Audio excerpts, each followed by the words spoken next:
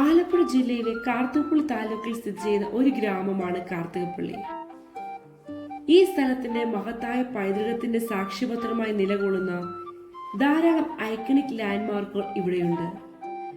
അത്തരത്തിലുള്ള ഒരു ലാൻഡ്മാർക്കാണ് Saint Thomas orthodox cathedral അഥവാ കോട്ടയ്ക്കകത്ത് സുറിയാനി പള്ളി. എൻ്റെ മാതൃ ഇടവക കൂടിയാണ് ഈ പള്ളി എന്ന് പറയുന്നത്. ഒരു കാലത്ത് ബുദ്ധമതത്തിന്റെ കേന്ദ്രമായിരുന്നു കാർത്തികപ്പള്ളി എന്ന് പറയുന്നത്.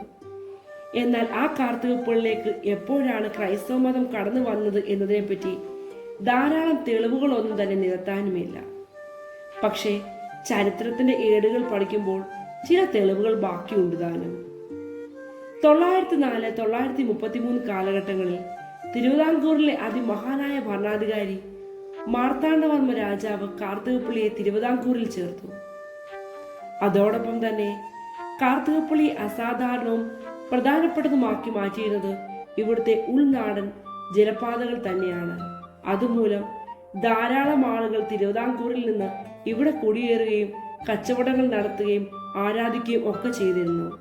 അങ്ങനെ നോക്കുമ്പോൾ ഏകദേശം 8-ാം നൂറ്റാണ്ടിൽ തന്നെ ഇവിടെ ക്രൈസ്തവ സാന്നിധ്യം ഉണ്ടായി. പിന്നെ 9-ാം നൂറ്റാണ്ടോടുകൂടി ഈ ദേവാലയം ഇവിടെ സ്ഥാപിക്കപ്പെട്ടു. ആ കാലഘട്ടത്തിന്റെ വാസ്തുശില്പ രീതിയിൽ തന്നെയാണ് ഈ ദേവാലയം പണി കഴിപ്പിച്ചിരിക്കുന്നത്. കേരള വാസ്തുശില്പ രീതിയും ക്രൈസ്തവ വാസ്തുശില്പ രീതിയും ഇവിടെ ഒരുപോലെ സമ്മേളിച്ചിരിക്കുന്നു. രാജാവിന്റെ രാജകൽപ്പന പ്രകാരം രാജകുടുംബത്തിൽ തന്നെയാണ് ഇവിടേക്കുള്ള തടികളും മറ്റും ദാനം നൽകിയിരുന്നത്. അതുപോലെ തന്നെ രാജകുടുംബത്തിന്റെ കോട്ടയ്ക്കകത്തുമായിരുന്നു ഈ ദേവാലയം പണി കഴിപ്പിച്ചിരുന്നത്. അതുകൊണ്ട് തന്നെയാണ് ഇതിന് കോട്ടയ്ക്കകത്ത് സുറിയാനി പള്ളി എന്ന് നാമം വന്നിരിക്കുന്നത്. പിന്നെ ക്ഷേത്രത്തിന്റെ മാതൃകയിൽ തന്നെയായിരുന്നു ഈ പള്ളി നിർമ്മിക്കപ്പെട്ടിരുന്നത്. ധാരാളം ഫോറിൻ ഇൻവേഷൻസ് നമ്മുടെ നാട്ടിൽ പിന്നീട് ഉണ്ടായതിനെ തുടർന്ന് ഈ പള്ളിക്ക് ചില മോഡിഫിക്കേഷൻസ് ഒക്കെ വന്നിട്ടുണ്ട് താനും.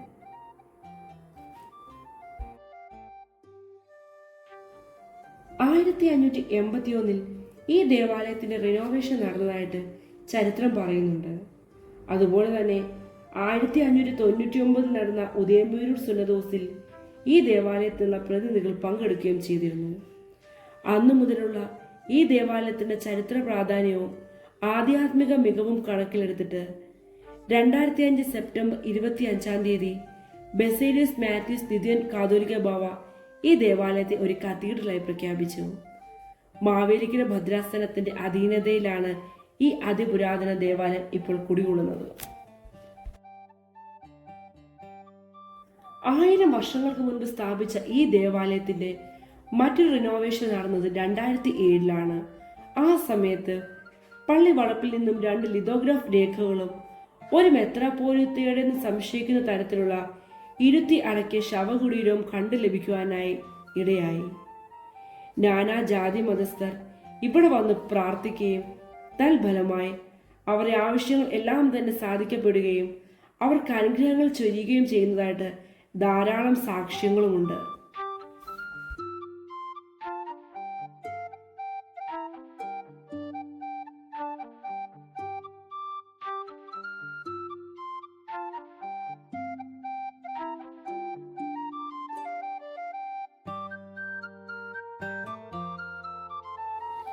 പഴയ കാലങ്ങളിൽ ആരാധനയ്ക്ക് കടക്കും മുൻപ് മുഖം കഴുകാനായി വെള്ളം സൂക്ഷിച്ചിരുന്ന അനാറ, യെരുശലേമിലെ ബെത്സൈദയുടെ അതേ ആകൃതിയും രൂപത്തെ ഓർമ്മപ്പെടുന്ന രീതിയിലുള്ള ഒരു അതിപുരാതന കിണർ എന്നിവയും ഈ ദേവാലയത്തിന്റെ മുതൽക്കൂട്ടിനെ കൂട്ടുന്നവ തന്നെയാണ്.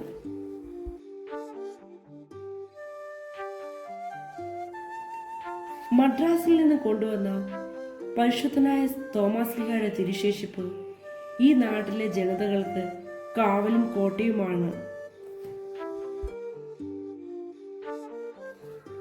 ഈ ദേവാലയത്തിൽ കാണപ്പെടുന്ന തടിയുടെ മച്ചും രഹസ്യ അറയും ഒക്കെ തന്നെ ശില്പചാതുര്യമാണ് വെളിവാക്കുന്നത്.